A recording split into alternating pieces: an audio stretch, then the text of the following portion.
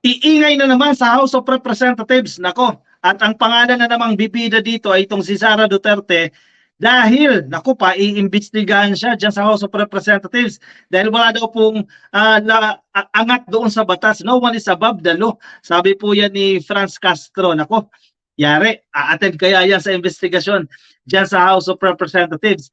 Kaugnay po yan sa kanyang allegedly participation dito sa Oplan Tukhang kasi siya ang ano dyan opisyalis ng Davao, hindi nag-i-exist itong Oplan Tukhang na ito, ka-coffee, no? At inuugnay siya dito, may mga witness na nagsasabing may knowledge siya dito. At ito nga po yung dating miyembro, allegedly, no?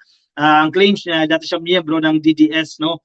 At inuugnay niya dito si Vice President Sara Duterte. Siyempre, best friend niya, si Franz Castro, at marami din mga best friends niya dyan sa House of Representatives dahil sa mga recent controversies, abay, mukhang maiimbestigahan siya dito. Nasa balita ng Politico.com, no one is above the law. Correct. Castro seeks House probe on Sara Duterte's alleged Oplan Tukhang links. Ayan, pinapa-imbestigahan po ni Franz Castro itong si Vice President Sara Duterte kung ano ba talaga yung kanyang kaugnayan dito sa Oplan Tukhang na to dyan sa lungsod ng Davao.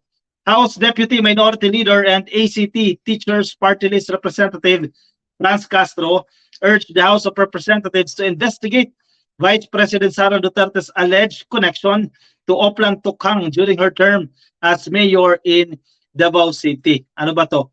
Investigation in aid of legislation or investigation in aid of politicking? Diba? Pwedeng two-way, diba Kakovi? Pero bahala na sila dyan, mag-rumble-rumble sila dyan. Castro made a statement after Arturo Las Cañas, an alleged hitman of the Davao Death Squad, linked Duterte to extrajudicial killings dyan po sa Davao City. It is no wonder that VP Duterte's position is not to cooperate with the International Criminal Court. Exactly. Kasi may nauna na pong statement na inilabas si Vice President Sara Duterte na sabi na magpa-participate siya tanging sa korte lang po dito sa Pilipinas. Sa ICC, no, no, no. Because it would seem that she herself is involved in the drug killings and not just her father.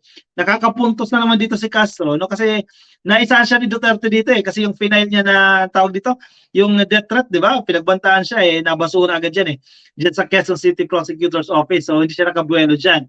At ngayon, ito, bago na naman ito ka-copy. Las Cañas has submitted an affidavit before the ICC regarding the alleged involvement of the Vice President in the extrajudicial killings. Kung matibay ang kanilang ebidensya, no?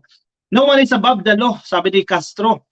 Justice delayed is justice denied. Huwag nang ipagkait ang hustisyang ilang taon nang isinisigaw ng taong bayan. Ako, nagkagantihan na sila dyan. Kaya good luck sa kanila. Mas lalong hindi katanggap-tanggap noong malaman natin na ginamit ang pera galing sa mga Pilipino para sa pagpatay sa mga Pilipino.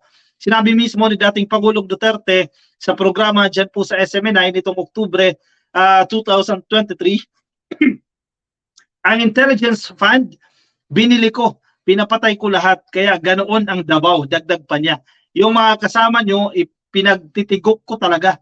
Yan ang totoo, sabi ng Lady Solon said, sabi po ni Castro, no, quoting Duterte. Dapat din na imbestigahan ito sa Kongreso dahil bukang ang pondo na inilaan sa mga opisina ng mga Duterte noon ay ginagamit sa pagpaslang o pagpatay, sabi ni Castro. She also urged the government to rejoin the ICC. Ano sa tingin nyo dyan, ka-coffee? Sa tingin ko, medyo ano ngayon medyo lilo na medyo tone down na itong issue na to Sa tingin ko, itong kung magpa-file man ng resolusyon itong si Castro para imbestigahan itong si Vice President Sara Duterte, hindi magpo-prospero. Mamamatay na yan, ka-coffee. Mamamatay na yung issue na yan. Itong planong imbestigahan siya according doon sa kanyang involvement doon sa Oplan Tukhang. Mamamatay na yan. Kasi kung totoo nag-exist itong ongoing investigation ng ICC, no? And feeling ko rin, parang ano ito, parang palit ulo lang din ito ka-copy ng issue dyan sa House of Representatives, di ba?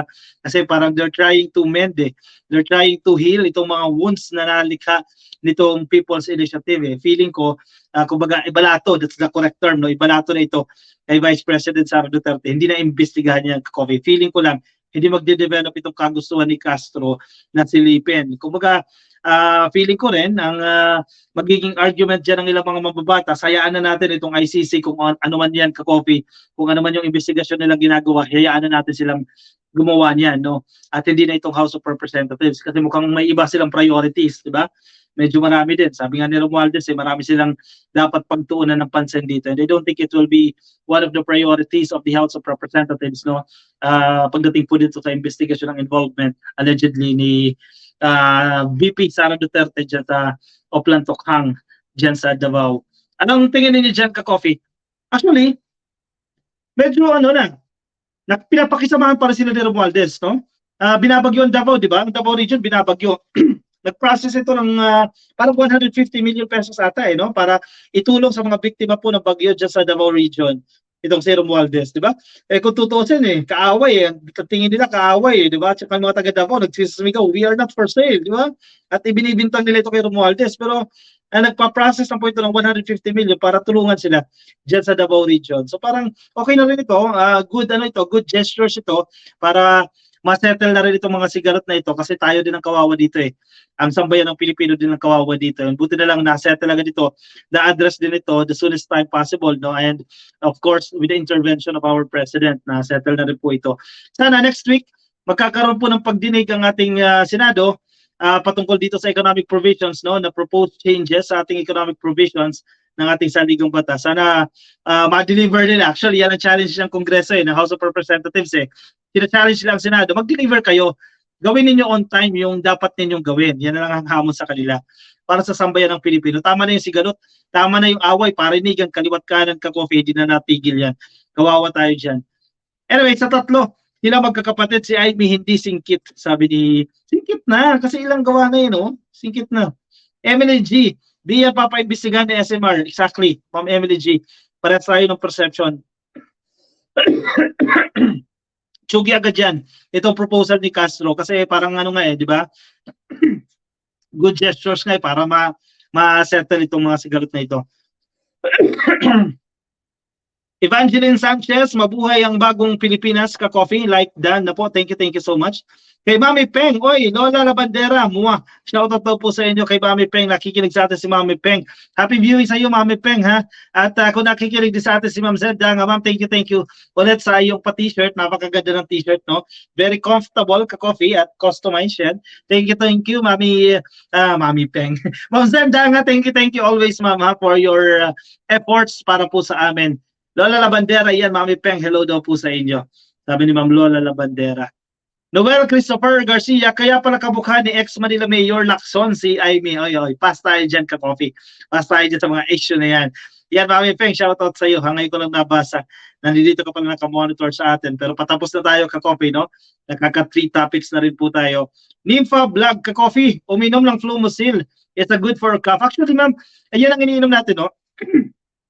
Hinito na natin kasi tatlo na tayo, no? Ayoko sana kasing iinom ng gamot kahit minsan pinipigil natin as much as possible we try to control yung pagtitake ng medicine kasi nakaka-apekto, di ba, sa ating internal organs. Pero yun ang iniinom ko, Flumosil, ma'am. Thank you. Entrepman watching from Pyongyang. Uy, nasa North Korea ka, Entrepman? Kumusta? Buti may access ka sa internet dyan, Entrepman. Happy viewing sa iyo, ha? Wow, ganda ng t-shirt, Evangeline Sanchez. Oh, yes, of course. Galing kay Ma'am Zenda ngayon, ha? Team Togon, thank you everyone, ha? Happy viewing po sa inyong lahat. Simply Talk is Vlog, pagbukas ko ng laptop, siya nakalagay, ha, sabi ni Mami Peng. Oy, thank you po, ha? Baka allergy ka po, sir. Yun yung mga comments sa akin, Kasi kung mapapansin nyo, madalas ay may umuwi, alaga kasi akong pusa, Nandito minsan natutulog sa atin, pero hindi ko ma-let go. Anyway, hopefully, ma-settle na ang ating ubo. Gumaling na itong ubo na to, at gumaling na rin po itong mga, tampuhan ng Kongreso. Itong mga issue na to para ma-settle na itong mga bagay-bagay na ito. Anak yan ni Apo Lakay kasi pinanganak si Ivy, kasal na sina FEM at si FL Imelda. Pasok na tayo dyan sa issue na yan, Ka-Coffee. Pero ang importante dito ay magbalik loob siya. Tuluyang magbalik loob siya dito dahil marami siyang nasaktan ng mga Marcos loyalists. Sana magtuloy-tuloy, Ka-Coffee, dito si Senadora Amy Marcos. Alright, sige, Simply Talkers Vlog yan. Mega love shoutout po sa inyo. Kay Miyu, shoutout din po sa inyo. Sir Jason Paraiso, dapat ang kape sir no sugar na or not sweet. Brewed coffee is the best. Wag 3-in-1. Yes. Sir Jason Paraiso, matagal na tayong no sugar, no? More than 1 year na tayo di no sugar. At di na rin po tayo nag-3-in-1. Puro lang kape, Ka-Coffee. Minsan may creamer, minsan wala na. JC Moss, hello sa inyo. Mami Peng, shoutout daw po si JC Moss. Yan, shoutout ko na. JC Mo, shoutout sa'yo. Sige, on behalf of Mami Peng, happy viewing po sa inyo. Yan, nag-shoutout si Mami Peng. Ginalita Estigoy, mukha ng di yata kapatid si Amy. Pinatunayan niya sa ginawa kasi kung totoong family niya to, di niya gagawin or kulang isang umpog. Huwag naman. Anyway, sige. Maraming salamat po sa mga sumama sa akin ngayong araw po ng Webes ng gabi. Thank you guys for joining our live stream for today. Ingat po kayo. Nasaan man po kayong panig ng daigdig. Yung mga ka-coffee natin na hindi pa po naka-follow sa ating Facebook page. Patuloy na lang po. Yan, nasa taas po. Click lang po yung follow or click lang po yung like. At kung nasa YouTube naman po kayo, ay i-click lang po yung subscribe. May mga ka-coffee rin tayo. Nasa TikTok. Yan, nasa TikTok na rin po tayo. Happy viewing po sa inyo. Nakakatuwa rin itong TikTok ha. Dumadami na rin tayo sa TikTok. Yan, search nyo lang po ka-coffee break sa TikTok. Ayan, 27,000 na po yung followers natin dyan. Sana madagdagan pa. Good night everyone. Maraming salamat po. Bye-bye. Ingat po kayo. Thank you.